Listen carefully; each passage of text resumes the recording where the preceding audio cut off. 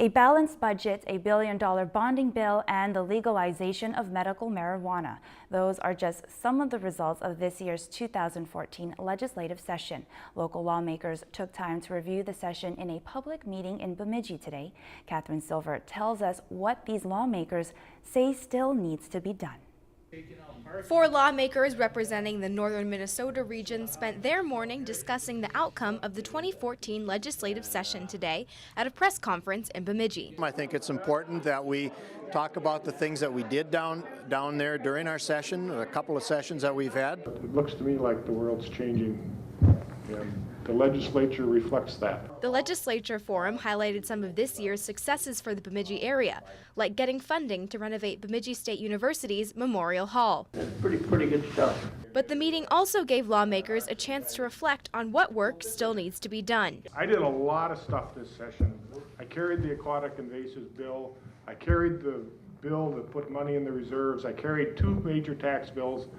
But what people remember me for this session is saying that I think people should plan ahead and buy their beer on Saturday. Some lawmakers envision liquor sales on Sunday being a hot topic in future sessions due to an ever-changing political landscape. I think that we're going to see Sunday sales, and I think we're going to see wine and beer in grocery stores in the next few years. Others will let the public decide if Sunday sales are on the horizon. If it's a big deal on people's mind, I'll find out soon enough when we start knocking on doors and doing the fairs and that kind of stuff where people just come by. But there is one thing all the legislators can agree on.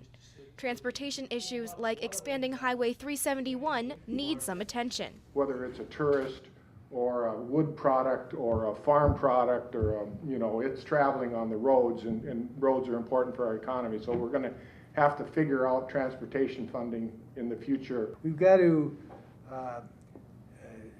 deal with the problem of the metro area and their transportation problems, because once they raise their money, we get our fair share. No matter what the pros and cons were of this session, all the local lawmakers do agree that getting public input will help them move forward in the next session. Reporting in Bemidji, Catherine Silver, Lakeland News. Today's legislative wrap-up lasted almost 2 hours and included participation from the 4 local legislators, as well as the Bemidji Chamber of Commerce. If you've enjoyed this segment of Lakeland News, please consider making a tax-deductible contribution to Lakeland Public Television.